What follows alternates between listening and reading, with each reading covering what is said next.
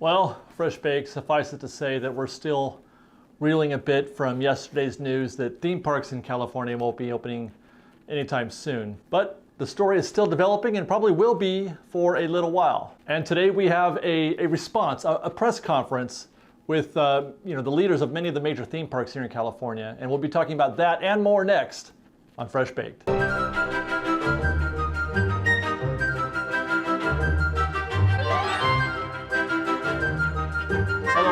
Welcome back to FreshBaked. Thanks for joining us. Today is a new day and we have some new developments with regard to theme parks reopening in California. Namely, that a press conference was held by CAPA, which is the California Attractions and Parks Association, and they represent California theme parks. And the press conference was attended by leaders of Universal, Knott's Berry Farm, Legoland, and of course Disneyland. Now, like many of the press conferences that we've been watching of late of this kind, they open with, each of the presidents of the theme parks around Southern California restating their positions that the parks are ready to open safely, that they want to open safely, and that they want nothing more than to get their employees back to work safely. But as is usually the case, it's the Q&A sessions that follow where we get the information that we're kind of looking for, new information. And today there was such a Q&A session, and I was actually particularly impressed with Karen Irwin. She's the president of Universal Studios Hollywood, and she came off really, really well in this this press conference, answering all the questions with a lot of patience and understanding. And there was a tone that I appreciated with her. There was empathy. She felt really thoughtful, and I appreciated the way that she came off. I say that up front because a lot of what we're going to be talking about from this press conference is going to be some of the things that she has said. Contrast that to maybe some of the other comments from Disneyland, let's say. Some people felt like Ken Potrock's statement was a little, I don't want to say tone deaf, but just abrasive maybe, confrontational. And I don't feel that coming from Universal. So as it was, over the course of the press conference, she said a few things that caught my attention, as I mentioned. For example, both her and Ken Potrock were asked about the possibility of parks doing, festival-style events, much like what Knott's Berry Farm has been doing. And she did seem to confirm that this is something, not just that they're thinking about, but I do think that they are making plans to do a festival-style event at Universal to open up food and shopping at Universal, and that is inside the park. I'm 90% confident that that is something that they are going to do in the near future. Now, she didn't get into any kind of specifics. She didn't say, what kind of event it was, only that they were planning on something that would open up food and shopping inside the park. Potrock, though, kind of dodged the question, at least at first, using that opportunity to, again, talk about the economic impacts of the shutdown and what impact it's having on not just Disney, but the businesses that surround Disney. But he did eventually say, I think we'll get at what our opportunities are commercially as best we can.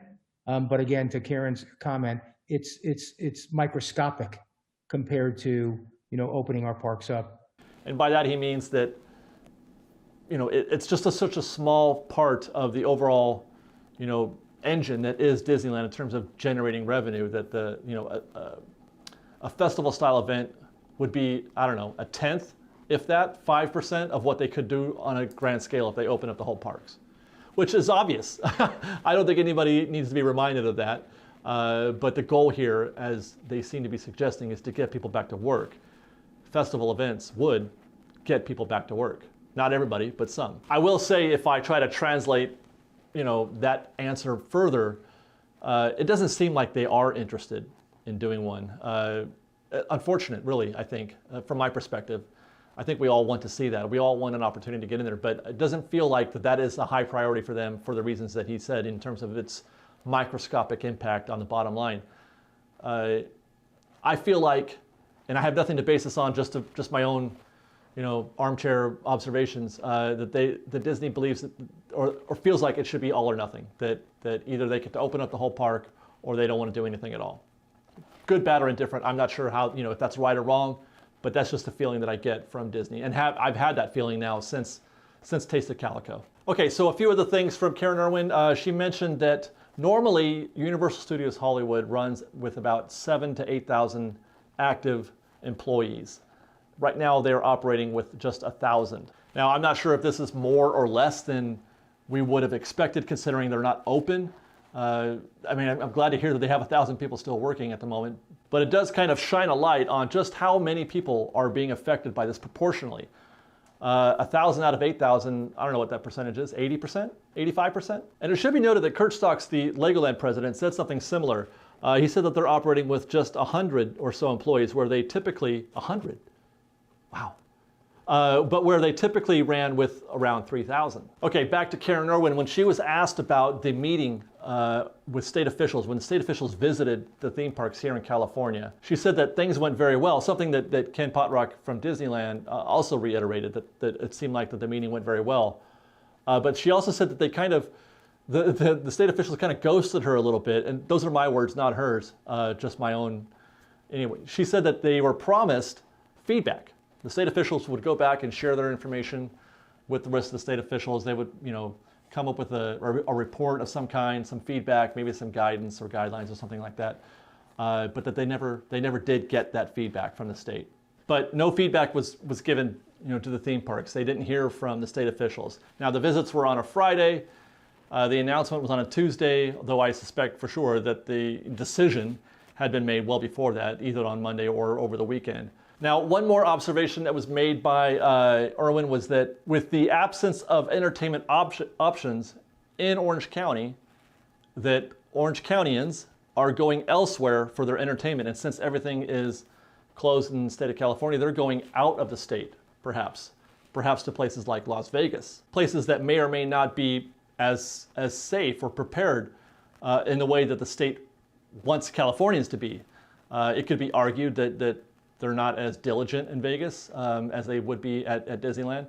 Now, I'm not saying this to suggest that there's any kind of one-for-one relationship in the sense that if 50,000 people were ready to go to Disneyland on a random Saturday, that those 50,000 people are all going to Vegas. Certainly not, that is the case. But some of them are, and it is a conversation, or it is something to think about, it is something to consider, that the side effect of these decisions are also not great. It's a fascinating question, actually, if you think about it, because you can really go down the rabbit hole on both sides of the conversation, to whichever side you feel strongly toward. On the one hand, this could sound very logical to the state, and they could say, "Oh my gosh, I never thought of that." We don't want that to happen. We don't want to put people at risk or at greater risk by going out of state to areas that maybe aren't as careful as Disneyland could be. Maybe we are better off, maybe we are safer in reopening the theme parks and giving them a more reliable place to go for their entertainment. Because I'll tell you this, they're not going to go without entertainment, Orange Countyans, or lots of people for that matter. They're not going to stay home forever. They are eventually going to want to go out and have some kind of fun. That's just the nature of people. So there is that consideration. Or they could see this as a blind spot in their plan and think that, oh my gosh, we need to close that blind spot, that loophole, if you will, maybe with a decision, something like eliminating travel out of the state, or eliminating travel into the state for that matter. You could keep extending this. That's the rabbit hole that I talk about. Like, if you need to keep people from exposing themselves or to the virus in other states, then you would want to limit travel. Likewise, states that aren't exhibiting, as robust safety precautions as California is, they might want to eliminate travel into the state. Now, they're not doing that presently, but they are limiting, according to these guidelines, limiting who can go to our theme parks with the tier system. It's a fascinating thought experiment that you could lose yourself trying to make sense of either side. You could really go down the rabbit hole on either side of this. But anyway, I digress. The press conference ended with all of the presidents of the major theme parks represented on this day with their sort of final thoughts, final opinions. For example, Ken Potrock from Disneyland said that they're not trying to be adversarial in this dialogue, that they are flexible and open-minded. They want to learn or are open to suggestions. Citing San Francisco, he cited San Francisco and their success. And I believe that, although I would say that he has been adversarial in some of his public statements in the past, but that I would agree that they are definitely ready to learn. they want to do it right. Meanwhile, Karen Irwin from Universal said that this is not about Universal's bottom line. The same for Disneyland. We've heard this from others in the past. This isn't about making them whole again. Whatever income, it's not about a huge profit that they're hoping to earn by reopening the parks. I mean, long term, yes, but not today. Right now, their goal, Universal's, is just to get things started. Even at 25%, so that they can get things started, start working that engine again, and then getting people back to work. She also said something that was similar to what I said in yesterday's video and on Twitter later on, and that is, while most understand or believe that the yellow tier is unachievable, they have no choice but to move on, to accept this, and try to work toward achieving that yellow tier goal. That is, of course, in lieu of the governor or the state changing or softening their position. And then one final observation from the opening question to the press conference with respect to whether or not any of the theme parks were planning to take any sort of legal action against the state of California. The question was answered by the host, who represents CAPA, who in turn represent California theme parks. She said only that all options are on the table, which is the kind of response that doesn't really mean anything at all other than to say we haven't ruled it out. It's a possibility, I guess, but we're not ruling it out, but we're not trying to do that. And she's actually followed up by saying that their main goal is to, open things responsibly and with collaboration with the state of California. That is their number one objective. So from my perspective, I don't think that a lawsuit in the short term is anything that we'll be seeing. I think that's a last resort, if anything. But some are exploring legal action. In fact, that legal action started today in court. California Assemblyman James Gallagher and Kevin Kiley have initiated a case against Governor Newsom for what they believe to be an abuse of his office.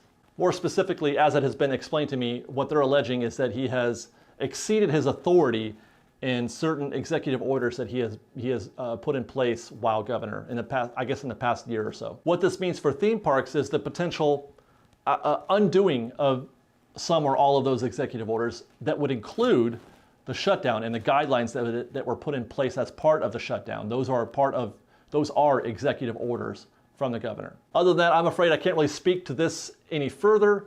I don't have the mental acuity. I'm not a legal expert or anything like that, so I don't know any further. I'm just putting this out there for you guys to know that these are the kinds of things that are happening right now and that may or may not have an impact on theme parks in California. You are free to use that information or process it however you know how. And that, you guys, is where we stand on this Wednesday, the day after the news of theme parks being shut down for the foreseeable future. And I'll end by reminding everybody that our fundraiser for the Second Harvest Food Bank of Orange County continues this week. So far, we have raised almost $3,000 for the food bank, and that continues. There's a link below in the description. These donations will go to help families that need it, families that are affected by the shutdown of Disneyland, and really anybody who needs it in the state of Orange County who is hungry. You can find a link below in the description, and any donations you make are greatly appreciated. We are very proud of our fans, of our community for stepping up and doing what they've done so far.